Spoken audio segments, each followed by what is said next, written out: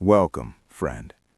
You've opened this audiobook because something inside you is tired of the cycle, of knowing exactly what you need to do, wanting it with every fiber of your being, yet watching days, weeks, months, or even years slip quietly away while you remain in the same place. Maybe it's that book you've been meaning to write, the business you dream of starting, the conversation you need to have, or simply the gym membership that's gathering digital dust. Whatever it is, it sits there in the back of your mind like a quiet ache, a reminder of the gap between who you are today and who you know you could become. This is not another quick fix program promising overnight transformation. This is a deep, honest exploration into the roots of procrastination and fear, and a compassionate, practical roadmap out. We'll walk together through why we avoid the very things that matter most to us, uncover the hidden shapes fear takes in our daily lives, and build a toolkit of strategies that truly work. Strategies drawn from decades of psychological research, neuroscience, and the raw, real experiences of countless people who have felt exactly what you're feeling right now and found their way forward. There will be stories that might feel like they were pulled from your own life, reflections that invite you to pause and see yourself more clearly, and insights you can carry with you long after the final words fade. My promise is simple. If you stay with me through this journey and allow even a few of these ideas to take root, you'll begin taking meaningful action more consistently and more gently within days. Let's begin. Chapter 1. What procrastination really is and what it isn't. Picture this. It's Sunday evening. You sit down with your laptop, full of intention. Tomorrow, you tell yourself, you'll finally start that project, the one that could change everything. But tomorrow comes, and suddenly the kitchen floor desperately needs cleaning, or your inbox demands attention, or there's just one more episode calling your name. Hours vanish. The day ends with that familiar knot in your stomach, regret mixed with self-reproach. Most of us call this laziness. We beat ourselves up, whispering harsh words. Why can't I just get it together? What's wrong with me? Those labels feel true in the heat of the moment, but they're not only wrong, they make the whole thing worse. Laziness is indifference. It's when you genuinely don't care about the outcome, so you don't bother. Procrastination is almost the opposite. You care so deeply that the weight of it paralyzes you. Dr. Timothy Pitchell, who has spent decades researching this very human struggle, describes procrastination as a voluntary delay of an intended action that we know will come at a cost to us later. You choose the delay, even though you can already feel the future stress, the missed opportunities, the quiet disappointment in yourself. Why do we do this to ourselves? Because procrastination isn't about time management or willpower. It's about emotions. When a task stirs up feelings we don't want to face, anxiety about failing, boredom with the process, doubt in our abilities, or overwhelm at the sheer size of it, our brain scans for immediate relief. That relief comes in harmless-sounding packages, a quick scroll through social media, a perfectly timed text thread, or the sudden urge to reorganize your desktop. Those distractions aren't random. They deliver a hit of dopamine, soothing the discomfort for a moment. And in that moment, it feels like mercy. But here's what neuroscience reveals. In those instants of avoidance, your limbic system, the ancient, emotional part of your brain designed for survival, takes the wheel. It senses threat in the form of emotional discomfort and screams escape. Meanwhile, your prefrontal cortex, the thoughtful planner who sees the long-term rewards, gets temporarily muted. We're wired this way from our earliest days on the savannah. Avoid immediate danger first, think about the future later. Dr. Pierce Steele reviewed hundreds of studies and found the same patterns. We procrastinate most when the task feels unpleasant, the payoff seems far away, we don't fully trust ourselves to succeed, or we're wired for quicker rewards. If this sounds familiar, know this. Chronic procrastinators aren't lazier than anyone else. Often, they feel things more intensely. They're the ones who dream biggest, and therefore fear the gap between dream and reality most acutely. The first real step forward isn't forcing yourself harder, it's stopping the self-judgment. Every harsh word you aim at yourself adds another layer of negative emotion, giving your brain one more thing to escape. Instead, try something gentler: curiosity. The next time you notice yourself drifting away from what matters, pause just for a second and ask, what feeling am I trying to avoid right now? Is it fear of not being good enough? Boredom? The dread of imperfection? Overwhelm? Simply naming the emotion begins to loosen its grip. Brain scans show that putting feelings into words calms the emotional centers almost immediately. Have you felt that knot recently? That quiet avoidance? If so, you're not alone, and you're not broken. You're human. And that's where real change begins. Chapter 2: The Many Faces of Fear. Think back to a time when you stood on the edge of something important. Maybe it was sending that email, publishing that post, asking for the raise, or ending a relationship that no longer served you. Your heart raced, your mind flooded with reasons to wait just a little longer. That, my friend, was fear, wearing one of its many clever disguises. Fear is the quiet engine driving almost every instance of chronic procrastination. It doesn't always announce itself dramatically. More often, it whispers. Let's shine a light on its most common faces. First, fear of failure. This one feels like a punch to the gut, like if I try and fall short, it will prove I'm not capable, not worthy. For many of us, especially those raised to tie our worth to achievement, every task becomes a high-stakes test. A student stares at study notes for weeks, terrified that a single poor grade will confirm their deepest doubt: I'm not actually smart. A professional delays pitching an idea because rejection would sting too much. Fear of success. This one sneaks up quietly. Success sounds wonderful until you imagine what it demands: higher expectations from others, more responsibility, the loss of your familiar excuses, the possibility that people might resent your progress, or that you'll have to sustain a new, unfamiliar version of yourself. An aspiring writer finishes a manuscript but delays querying agents, quietly thinking, if this actually works, my whole life changes, and I'm not sure I'm ready for that. Third, fear of imperfection, otherwise known as perfectionism. We tell ourselves we want excellence, but often it's a shield against vulnerability. Researcher Brené Brown calls perfectionism a 20-ton shield we carry around, hoping that everything we produce is flawless, no one can criticize or hurt us. But shields are heavy. They keep us from ever stepping into the arena. The artist who never shares their work because it's not ready yet. The entrepreneur whose website stays in draft mode for years. Fourth, fear of discomfort itself. Deep focus is hard. Creative work is uncertain. Growth stretches us.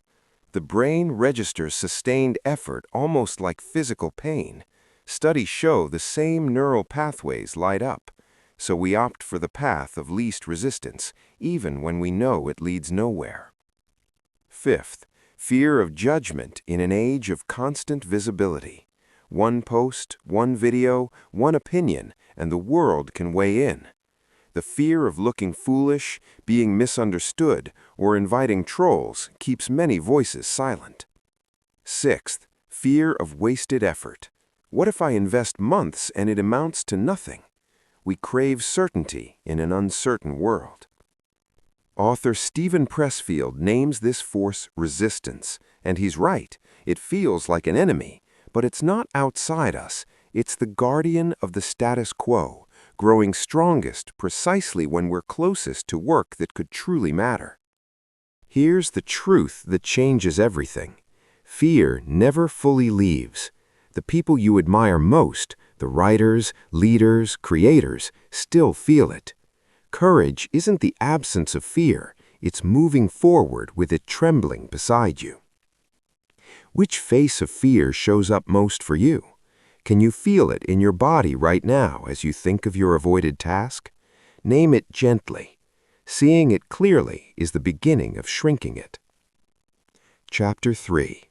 How resistance lives in your body and brain.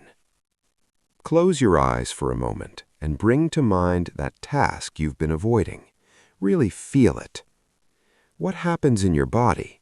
Maybe your chest tightens, your shoulders rise, a restlessness stirs in your legs. Your mind starts racing toward anything else, tomorrow's lunch, a memory from last week, the notification buzz you know is waiting.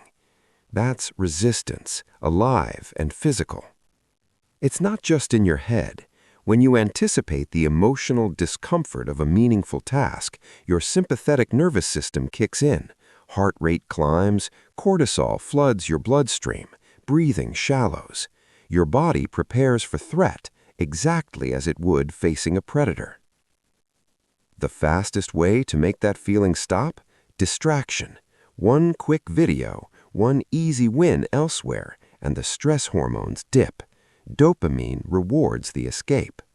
Over days and weeks, this carves a deep neural groove. Avoidance equals relief. You've trained yourself, without realizing it, into a habit loop.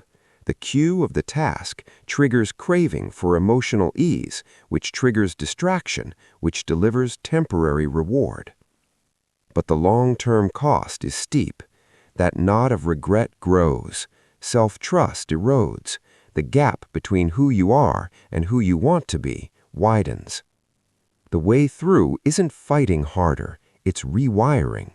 You start by making the first step so small that the anticipated pain feels almost silly. You interrupt the loop early, at the craving stage, and teach your brain a new association. Starting brings relief.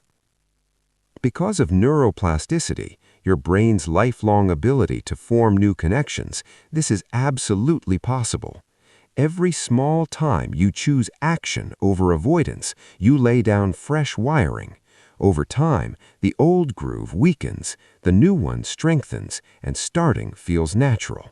You're not fighting your brain, you're gently retraining it. Chapter 4. The 5-Minute Rule. Imagine the relief of knowing you don't have to conquer the whole mountain today. Just take 5 small steps towards it.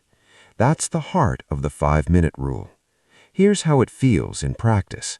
You sit down, heart already quickening at the thought of the full task. Instead of demanding hours of yourself, you make a tiny, honest promise.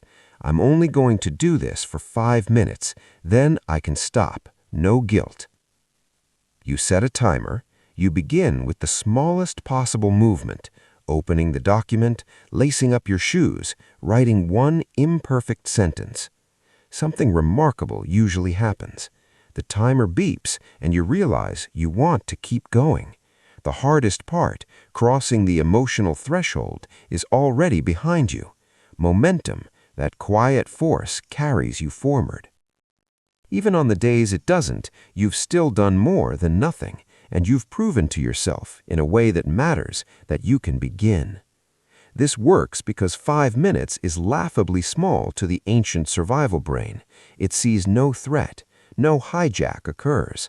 And once motion begins, psychological forces like the Zeigarnik effect, our tendency to remember unfinished tasks more vividly, pull us forward. A software engineer I know once avoided a terrifying debugging problem for weeks, convinced it would take days and expose his inadequacy.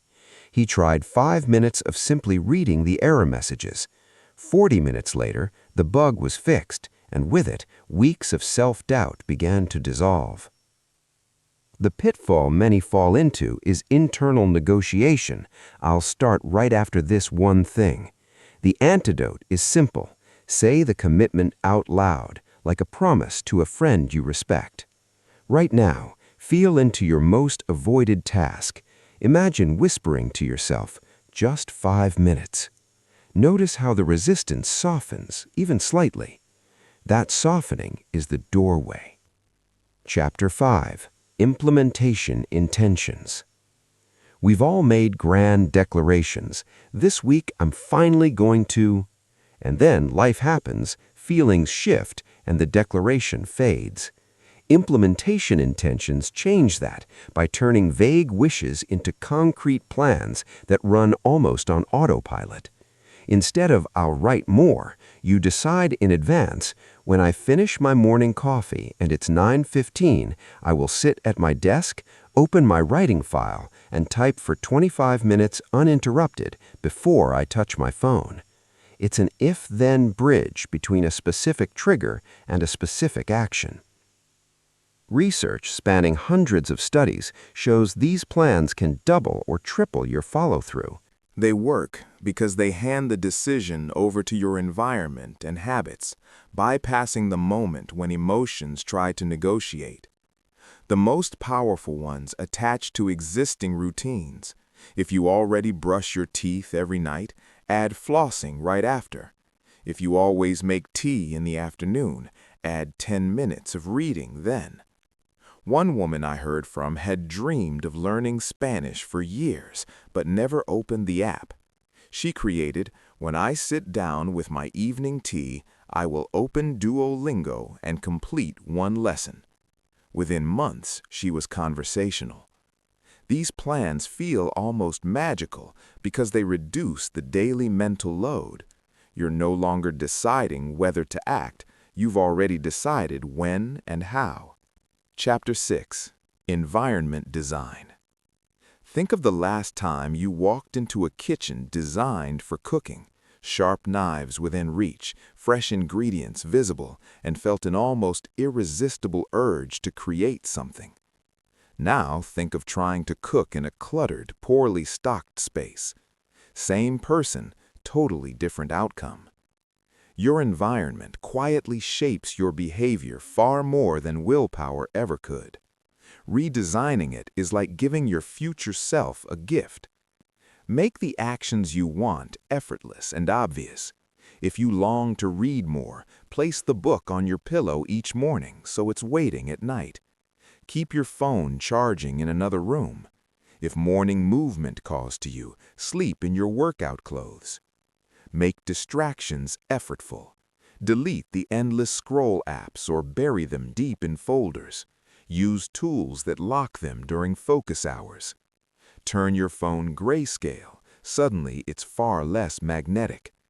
One man struggling with late-night snacking moved all treats to a high shelf behind locked cabinets. The friction was enough.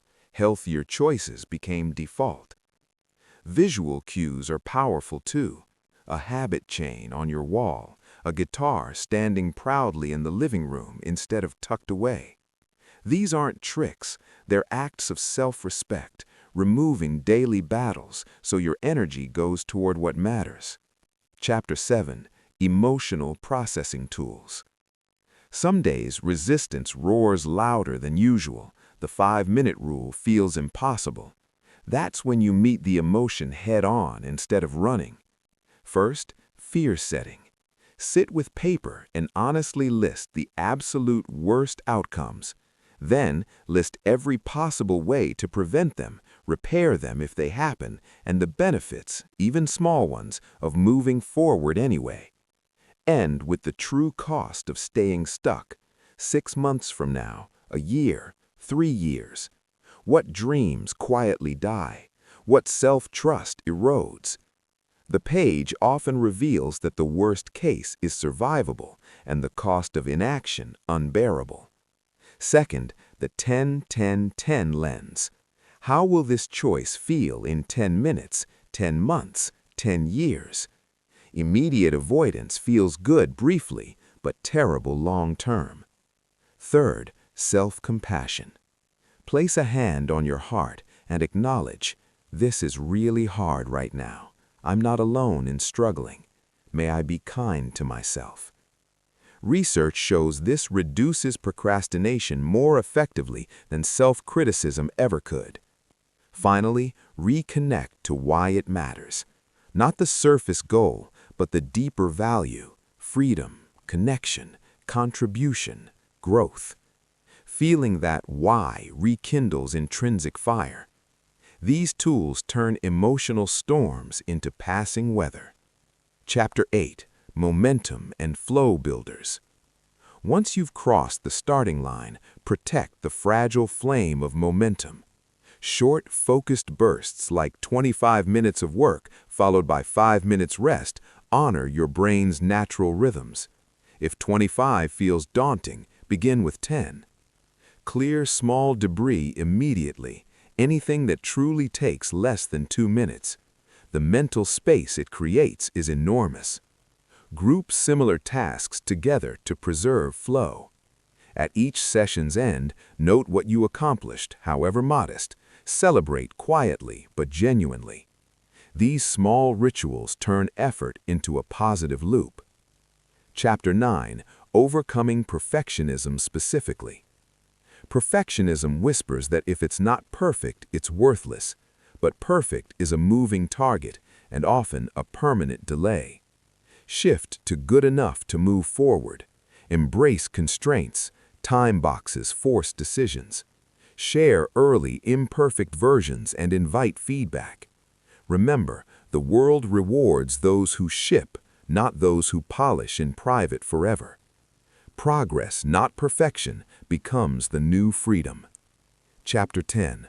Long-term identity and mindset shifts. Over time, the deepest change isn't in your to-do list, it's in how you see yourself. Begin speaking a new truth.